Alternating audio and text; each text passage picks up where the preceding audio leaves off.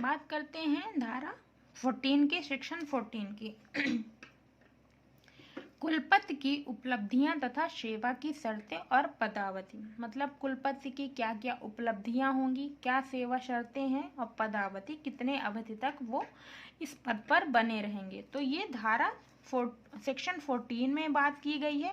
तो याद रखिएगा, कुलपति की सेवा शर्तें पदावधि किस धारा में बताई गई है, किस धारा में बताई गई है, धारा 14 में, सेक्शन 14 में। पॉइंट की बात करते हैं। इन कुलपति विश्वविद्यालय का पूर्णकालिक वैतनिक अधिकारी होगा। पूर्णकालिक मतलब जब तक वो मतलब कंटिन्यू रेगुलर पोस्ट होगी, कंटिन्यू पद पे बना रहेगा, है ना। जब तक पदावधि होगी, जब तक अवधि होगी, है ना। कुलपति के जितनी अवधि होगी, जितने साल तक उन्हें रहना होगा, उतने साल तक वो रहेंगे। तो पूर्णकालिक वैतनिक अधिकारी होंगे ये, है ना। कुलपति 4 वर्ष की अवधि तक पद धारण करेंगे, है ना। कुलपति 4 वर्ष की अवधि तक पद धारण करेगा, है ना। अधिकतम 8 साल या 2 टर्म के लिए अपॉइंट किए जा सकते हैं। 4 वर्ष के लिए अपॉइंट किया जाता है मेनली, है ना। मतलब एक टर्म जैसे 4 साल का होता है उनका, है ना। और यदि उनका सही काम रहा, है ना, यदि यूनिवर्सिटी के जो बच्चे हैं, स्टूडेंट्स हैं, स्टाफ हैं, मेंबर्स हैं, ऑफिसर्स हैं, है ना, पसंद कर रहे हैं उनके काम को, तो उनके जो टर्म को और बढ़ा दिया जाएगा। एक टर्म कितना होता है, 4 इयर्स का होता है, और 2 टर्म के लिए मैक्सिमम बनाए जाएंगे। तो मतलब मैक्सिमम उनको 8 साल के लिए कुलपति के पद में रखा जा सकता है। तो अधिकतम 8 साल या 2 टर्म के लिए अपॉइंट किए जा सकते हैं, ये इम्पोर्टेंट है। यदि 4 साल पूरे हो गए और नया कुलपति पद धारण नहीं किया, कंडीशन है ये, यदि 4 साल पूरे हो गए हैं, कोई कुलपति है ना, यूनिवर्सिटी, किसी भी यूनिवर्सिटी के कुलपति हैं, तो उनके 4 साल पूरे हो गए हैं और नया कुलपति पद धारण नहीं किया, मतलब किसी कारणवश बुखार हो गया, यदि कुछ भी हो गया, तो दूसरा जो कुलपति है वो पद धारण नहीं किया, तब पहला वाला कुलपति ही आगे पद में 6 महीने तक बने रहेंगे। मतलब यदि कोई कंडीशन, कोई सिचुएशन, बैड सिचुएशन है नए कुलपति के साथ, वो पद पे नहीं आ पा रहे हैं, कहीं दूर से आने वाले हों, है ना, तो नहीं आ पा रहे हैं, तो जो पुराने वाले कुलपति हैं, भले उनके 4 साल पूरे हो गए हैं, वो 6 महीने और पद पर बने रहेंगे, है ना। 6 महीने से ज्यादा समय तक नहीं रह सकते। यदि उनका 2 टर्म पूरा हो गया है, तब तो बिल्कुल भी नहीं रहेंगे 6 महीने से ज्यादा। पहले वाले भी मतलब 4 साल उनके पूरे हो गए हैं, अब उनको इस पद में नहीं रहना है, और आगे टर्म नहीं प्रोवाइड करनी है, मतलब अगले टर्म के लिए उन्हें नहीं चुनना है, नहीं सेलेक्ट करना है, तो वो 6 महीने से ज्यादा समय तक नहीं रह सकते हैं। कुलाधिपति इन्हें पुनः नियुक्त करेंगे, है ना। यदि क्या कहते हैं, पहला टर्म है और पहले टर्म के बाद उनको हटाया जा रहा है, तो 6 महीने से ज्यादा समय तक नहीं रह सकते पद में, और यदि उनको आगे रहना है तो कुलाधिपति इन्हें पुनः नियुक्त कर देंगे दूसरे टर्म के लिए। यदि दूसरा टर्म पूरा हो गया होगा, तब ये कंडीशन नहीं अप्लाई होगी। मतलब जैसे कि पहले कुलपति हैं, 4 साल उनका पूरा हो गया, है ना। जो कुलपति, मान लीजिए कोई कुलपति है, उनका 4 साल जो है वो पूरा होने वाला है, ठीक है ना। तो मान लीजिए जो दूसरे कुलपति हैं, तो वो नहीं आ पा रहे हैं, ठीक है ना, नहीं आ पा रहे हैं किसी कारण, बस कोई जैसे कि बहुत दूर हो गए, बहुत डिस्टेंस है ना, तो नहीं आ पा रहे हैं, तो क्या होता है कि कुलपति के पद को 6 महीने तक आगे बढ़ा दिया जाएगा, और 6 महीने के बाद भी जो दूसरे वाले कुलपति हैं वो नहीं आ पा रहे हैं, तो कुलाधिपति जो होंगे पुनः उन्हीं कुलपति को, पहले वाले कुलपति को अपॉइंटमेंट कर देंगे दूसरे टर्म के लिए। टोटल 8, है ना, टोटल मतलब दूसरा टर्म मतलब 4 साल और बढ़ा दिया जाएगा, या दूसरा कुलपति अपॉइंट करे, है ना, या तो दूसरा कुलपति अपॉइंट करे या तो टर्म बढ़ा दी जाए। तो ये बात कही गई है। तो ये देखिएगा, कुलपति 4 साल के लिए होंगे, और टोटल वो काम कितना कर सकते हैं, वो 2 टर्म काम कर सकते हैं, 2 टर्म के लिए वो बनाए जा सकते हैं, मतलब टोटल 8 साल के लिए वो पद में बिठाए जा सकते हैं। 8 साल से ज़्यादा वो 2 टर्म से ज़्यादा उन्हें पद में नहीं बैठने दिया जाएगा। बात हो गई क्लियर। यदि कुलपति किसी कारण छुट्टी पर चले जाते हैं, त्याग पत्र दे देते हैं, पद पर रहते हुए मृत्यु हो जाती है, तब कुलाधिपति ऐसी कंडीशन में क्या करेंगे? यदि कुलपति किसी कारणवश छुट्टी पर चले जाते हैं बहुत समय के लिए, त्याग पत्र दे देते हैं, उनको नहीं करनी भैया जॉब, रिजाइन कर दे रहे हैं, और यदि मतलब असमय है ना मृत्यु हो जाती है, तब कुलाधिपति रेक्टर है ना, जो रेक्टर पोस्ट लाई गई थी है ना, कुलाधि सचिव जिसे बोलते हैं, उन्हें एज अ कुलपति अपॉइंट कर सकते हैं। जब तक भाई कुलपति नहीं आ रहे हैं, जब तक कोई दूसरे कुलपति पद पे नहीं बैठ रहे हैं, तो रेक्टर को ही कुलाधि सचिव को ही कुलपति अपॉइंट कर सकते हैं। कौन? कुलाधिपति ही करेंगे। यदि रेक्टर नहीं है, तब संकाय के संकायाध्यक्ष, डीन ऑफ फैकल्टी और विश्वविद्यालय के सीनियर मोस्ट प्रोफेसर को कुलपति पद के लिए कुलाधिपति नॉमिनेट कर सकते हैं। यदि रेक्टर भी नहीं है तब क्या करेंगे? तब जो डीन ऑफ फैकल्टी हैं, संकाय के संकायाध्यक्ष जिन्हें हमने पढ़ा था, तो उन्हें कुलपति के पद में बिठा दिया जाएगा, या तो वो भी नहीं है जब, तो विश्वविद्यालय के कोई सीनियर मोस्ट, सबसे सीनियर है ना प्रोफेसर को ही कुलपति के पद में बिठा दिया जाएगा थोड़े समय के लिए, है ना, जब तक नए कुलपति आ नहीं जाते, जब तक पुराने वाले जो कुलपति हैं वो छुट्टी से वापस आ नहीं जाते, है ना। तो ये बात हुई। कुलपति को हटाया किस प्रकार से जाता है? जैसे कि यदि कुछ भी व्यवहार उनका सही नहीं लगा, है ना, तो जैसे कि सभी जो पद राष्ट्रपति तक को पद से हटाया जाता है ना, तो कुलपति को भी पद से हटाया जाएगा, है ना, जैसे उनका व्यवहार नहीं सही रहा और कुछ भी बहुत सारे कारण हैं। तो कुलाधिपति विश्वविद्यालय के कुलपति को निम्न आधार पर हटा सकते हो। अपॉइंट भी कौन करेंगे? कुलाधिपति ही। हटाएंगे भी कौन? कुलाधिपति ही। तो कुलाधिपति बहुत ही पावरफुल होता है। कुलाधिपति विश्वविद्यालय के कुलपति को निम्न आधार पर कुछ स्टेटमेंट होंगे, कुछ बेस होंगे, उसके आधार पर हटाया जा सकता है कुलपति को। पहला, एक्ट के तहत अपने कर्तव्य के पालन में त्रुटि करने में। यदि जो कुलपति हैं वो एक्ट के अनुसार काम नहीं कर रहे हैं, एक्ट का पालन नहीं कर रहे हैं, एक्ट में जो नियम है, रूल्स है, रेगुलेशन है, उनको नहीं फॉलो कर रहे हैं, उनके अनुसार काम नहीं कर रहे हैं, है ना, तो जो जिम्मेदारी उनको सौंपी गई है उसे नहीं निभा पा रहे हैं, उसे अच्छे से नहीं कर रहे हैं, तब उन्हें हटा दिया जाएगा। उनकी शिकायत आएगी, शिकायत की जांच होगी, उसके बाद उन्हें पद से हटा दिया जाएगा। विश्वविद्यालय के हितों के प्रतिकूल काम करने पर, यदि विश्वविद्यालय के हितों के प्रतिकूल मतलब अगेंस्ट में जाके यदि विश्वविद्यालय कोई भी काम ऐसा वो करते हैं जो विश्वविद्यालय के हित में नहीं है ना, तो ऐसा काम करने पर भी उन्हें हटाया जा सकता है। उनकी शिकायत होगी, जांच होगी, जांच में यदि पाया गया कि दोषी हैं तो उन्हें हटा दिया जाएगा। तो विश्वविद्यालय में रहकर विश्वविद्यालय के भले में ही, हित में ही काम करना है। और तीसरा पॉइंट क्या है? विश्वविद्यालय के कार्यकलापों के प्रबंध में असमर्थ होने पर, यदि कोई कार्य है, कोई काम है ना, और कोई भी मैनेजमेंट है उसमें यदि वो असमर्थ हो जाते हैं, कोई मतलब कि फाइनेंशियल मैनेजमेंट हो, एकेडमिक मैनेजमेंट हो, कुछ भी हो, वो यदि असमर्थ हो जाते, नहीं कर पाते हैं, तब उन्हें हटा दिया जाएगा। तो कितनी कंडीशन अप्लाइड होगी? 3 कंडीशन, है ना। तो 3 कंडीशन पे कुलपति को पद से हटा दिया जाएगा, है ना। पहले में क्या था? यदि कर्तव्य का पालन नहीं करते हैं तब, है ना, विश्वविद्यालय के हितों के प्रतिकूल काम करते हैं तब। तीसरा है जब कोई मैनेजमेंट उनका सही से ना हो, है ना, तब उन्हें हटाया जाएगा। अब धारा 15 की बात करते हैं। ये सारी बात किस में की गई थी? धारा 14 में, धारा 14 में, है ना। अब धारा 14 में, सेक्शन 14 में इतनी ही चीजें इंपॉर्टेंट थी। अब बात करेंगे हम सेक्शन 15 की, है ना।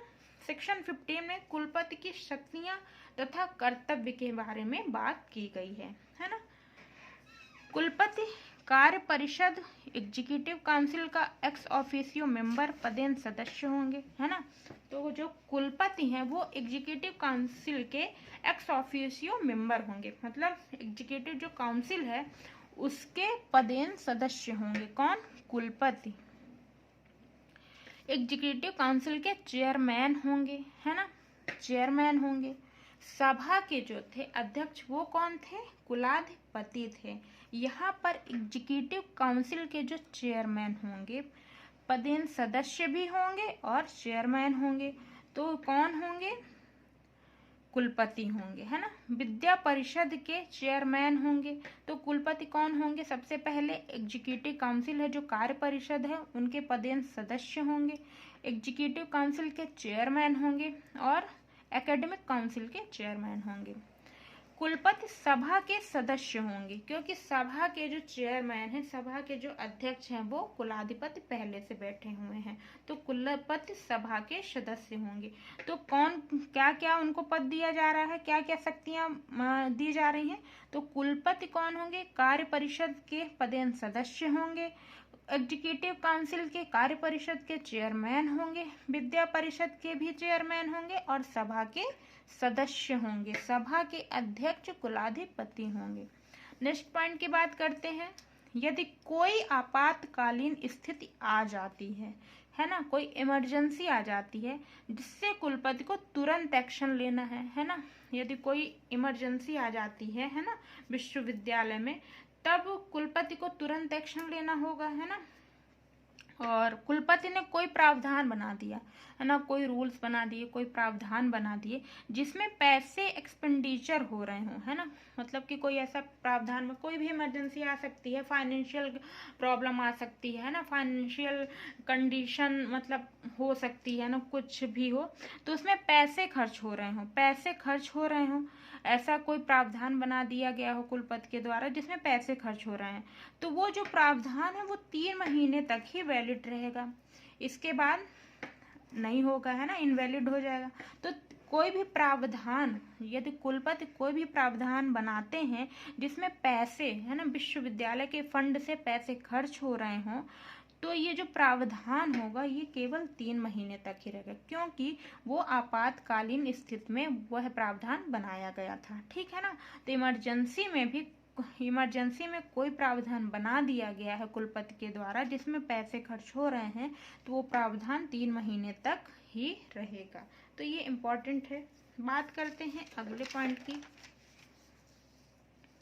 यदि कुलपति का कोई भी प्रावधान विश्वविद्यालय में काम करने वाले व्यक्ति को प्रभावित करता है, यदि कुलपति कोई भी रूल ऐसे बनाते हैं, कोई प्रावधान बना देते हैं जिससे विश्वविद्यालय में जो काम कर रहे हैं व्यक्ति हैं, स्टाफ हैं, मेंबर्स हैं, उनको प्रभावित करता है, तो ऐसे प्रावधान के खिलाफ कार्य परिषद में 30 दिन के अंदर अपील की जा सकती है ना। भाई परेशानी हो रही हो स्टाफ को, मेंबर्स को, ऑफिसर्स को, वहाँ के पदाधिकारी को, प्राधिकारी को, तो क्या होगा कि वो क्या करेंगे, कार्य परिषद में ऐसे प्रावधान के खिलाफ, जरूरी नहीं है कि कुलपति ने जो डिसीजन ले लिया, जो प्रावधान बना दिए वो फाइनल है ना, ऐसा नहीं होता है। यदि किसी इनके प्रावधान से, कुलपति के प्रावधान से किसी को दिक्कत हो रही है, किसी विश्वविद्यालय परिषद में किसी को समस्या हो रही है इस प्रावधान से, तो वह कार्य परिषद में 30 दिन के अंदर अपील कर सकते हैं जाके, है ना।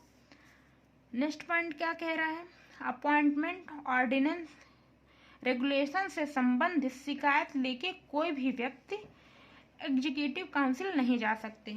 यदि किसी व्यक्ति को, है ना, मतलब यदि कोई प्रावधान है किसी भी तरीके से मतलब प्रभावित कर रहा है ना, जैसे रिलीजन से संबंधित हो कोई प्रावधान हो, है ना, जाति से, व्यक्तिगत किसी विशेष व्यक्ति को लेके प्रावधान बना दिया गया हो, तो उससे भी कोई व्यक्ति प्रभावित हो तब वो अपील कर सकता है एग्जीक्यूटिव काउंसिल में। लेकिन यदि अपॉइंटमेंट से संबंधित, यदि 1973 एक्ट से ही संबंधित कोई शिकायत लेके जाता है एग्जीक्यूटिव काउंसिल में, तो उसे नहीं माना जाएगा। मतलब कि वो व्यक्ति इनसे संबंधित कोई भी शिकायत होगा वो एग्जीक्यूटिव काउंसिल में लेके नहीं जा सकता है ना।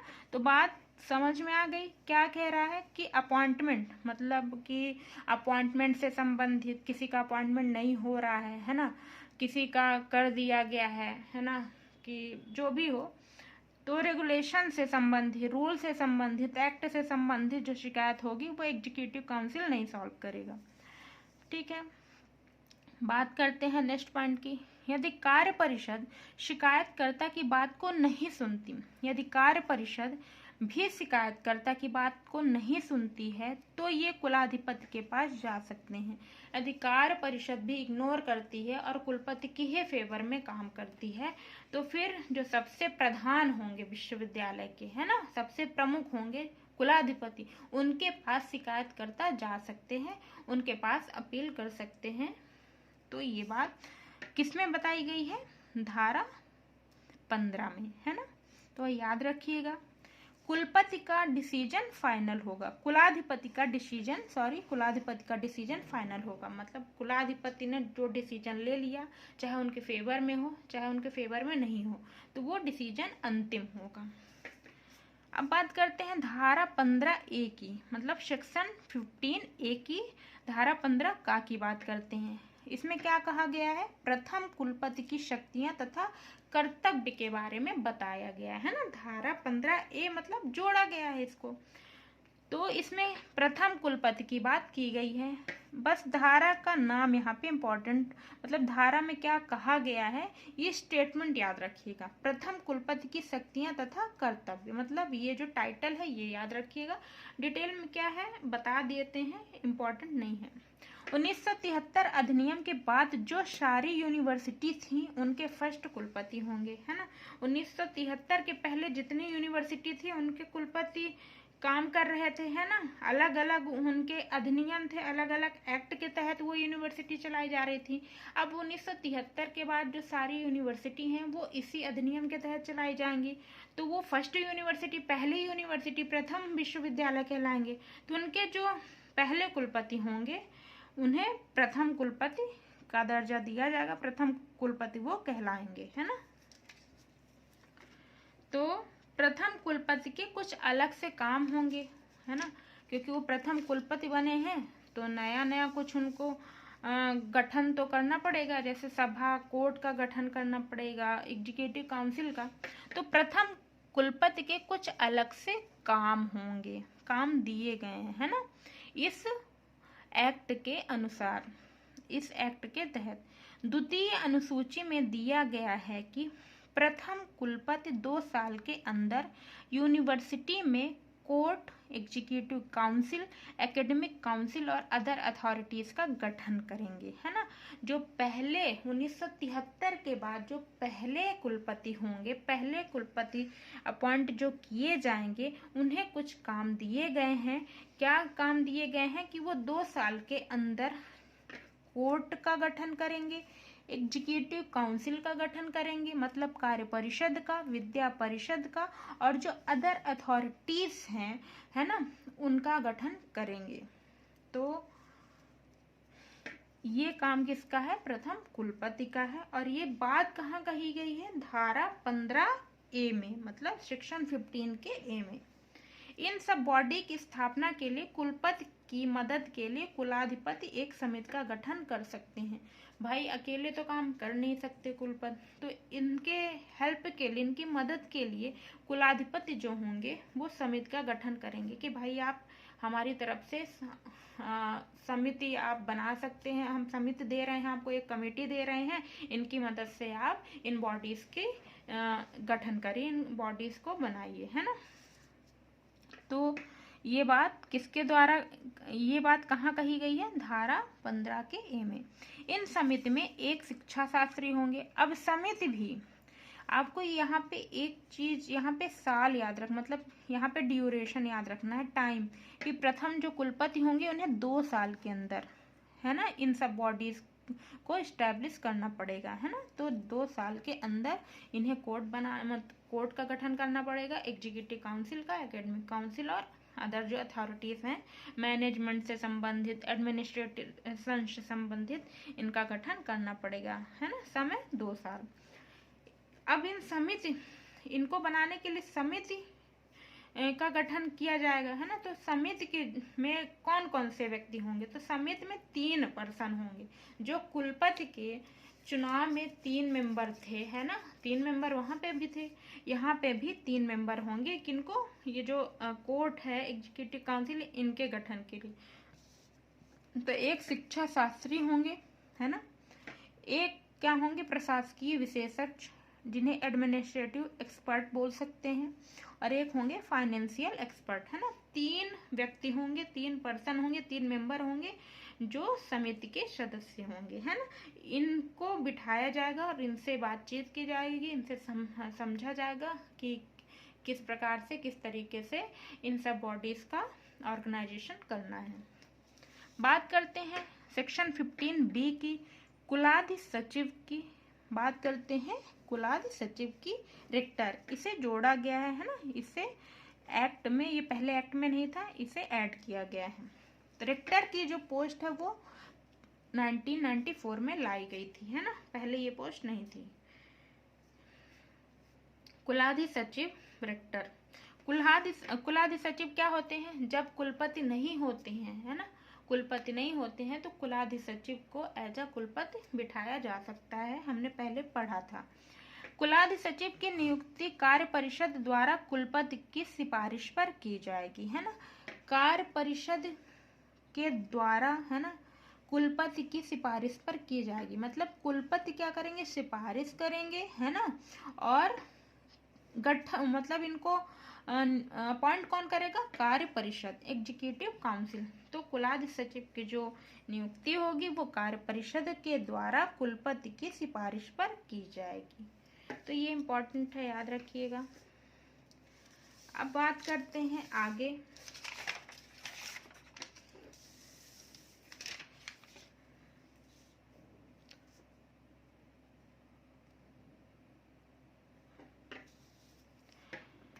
यदि कार्य परिषद कुलपति की सिफारिश नहीं मानते तब कुलाधिपति का निर्णय अंतिम होगा। यदि कार्य परिषद जो है कुलपति की सिफारिश नहीं मानते, भैया हमको अपने से बनाना है और हम आपकी बात नहीं मानेंगे, क्यों बात माने, हम भी तो एक अथॉरिटी हैं। तो कार्य परिषद कुलपति की बात नहीं मानेंगे, तब जो कुलाधिपति होंगे उनका जो डिसीजन होगा वो फाइनल होगा। वो जिसे चाहे एज अ कुलाधि सचिव, एज अ रेक्टर पोस्ट में बिठा सकते हैं, है ना।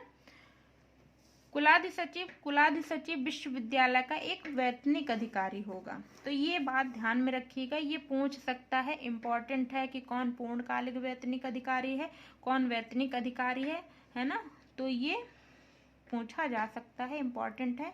तो मैंने जो पोस्ट और पद बताए हैं, जो पूर्णकालिक है, जो वैतनिक है, उन्हें आप ध्यान में रखिएगा। कौन पदेन सदस्य हैं, कौन, है ना, कौन एक्स ऑफिशियो मेंबर होंगे सभा के, कौन अध्यक्ष होंगे, ये सारी चीज़ें आपको माइंड में रखनी है, ये इम्पोर्टेंट है। बात करते हैं सेक्शन 15C की, है ना, धारा 15G की, विश्वविद्यालय सेवा का गठन।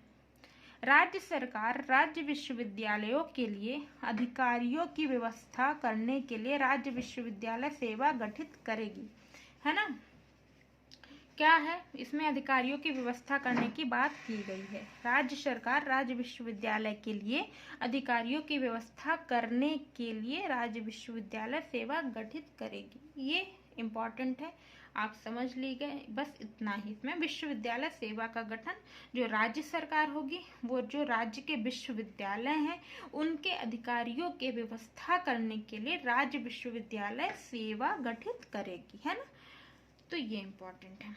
बात करते हैं धारा 16 की, कुल सचिव की, रजिस्ट्रार की बात करते हैं। रजिस्ट्रार कुल सचिव विश्वविद्यालय का पूर्णकालिक वैतनिक अधिकारी होगा, ये इम्पोर्टेंट है। कुल सचिव कौन है, पूर्णकालिक वैतनिक अधिकारी हैं। तो कुल सचिव विश्वविद्यालय के पूर्णकालिक वैतनिक अधिकारी होंगे, क्योंकि ये प्रमुख अथॉरिटी, क्योंकि ये प्रमुख ऑफिसर्स हैं, है ना। जितने प्रमुख ऑफिसर्स आप पढ़े थे, है ना, वो क्या होंगे, वो पूर्णकालिक वैतनिक अधिकारी होंगे। कुलपति हो गए, संकायों के संकाय अध्यक्ष हो गए, कुल सचिव हो गए, है ना, ये सब क्या होंगे, पूर्णकालिक वैतनिक अधिकारी होंगे। कुल सचिव सभा, कार्य परिषद, विद्या परिषद एवं विद्या संबंधी योजना तथा मूल्यांकन बोर्ड का सदस्य सचिव होगा। सचिव, सेक्रेटरी, है ना।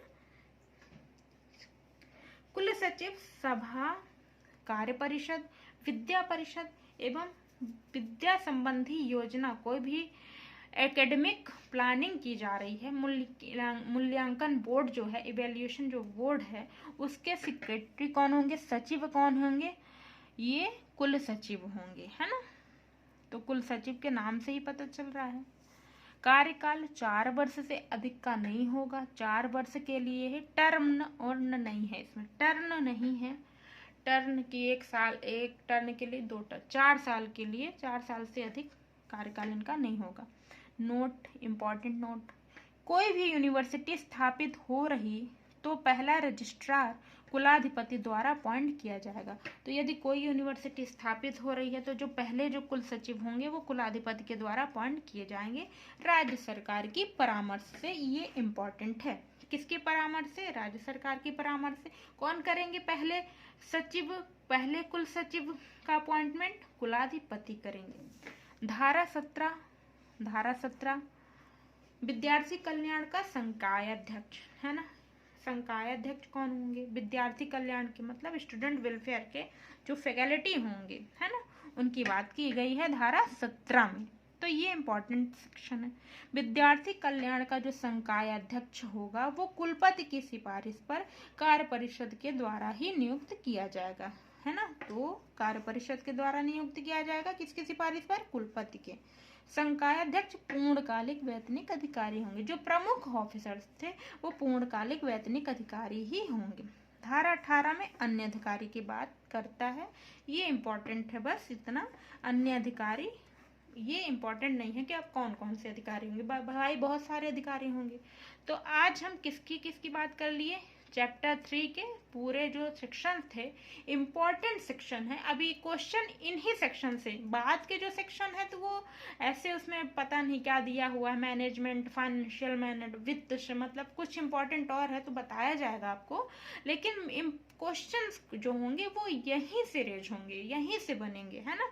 तो आप इसको एक बार, मतलब ये थोड़ी सी डिफिकल्ट है तो आप बार बार रिवाइज करिएगा, बार बार देखिएगा, इम्पोर्टेंट है। वीडियोस आते रहेंगे, नोट्स बनाना जाता है, इसके बाद लोड किया जाता है, तो वीडियोस आते रहेंगे, डोंट वरी। कुछ और वीडियोस आएंगे, आप लोग प्लीज़ सपोर्ट करिए, लाइक शेयर सब्सक्राइब करिएगा। तो कुछ और वीडियोस आएंगे मेरे, जैसे कि यदि बायोलॉजी सब्जेक्ट से भी, बायोलॉजी से भी क्वेश्चन पूछे जाते हैं नेट में, सेट में, है ना, कुछ जो केवी के एग्जाम होते हैं, एनवी के, एनबीएस के, तो इनसे बायोलॉजी से संबंधित भी फैक्ट आपको बताए जाएंगे कुछ दिन के बाद। तो दोस्तों नमस्कार, तब तक के लिए नमस्कार, धन्यवाद, तहे दिल से धन्यवाद। सपोर्ट करिए, मिलते हैं अगले वीडियो में, है ना। तो थैंक यू सो मच दोस्तों।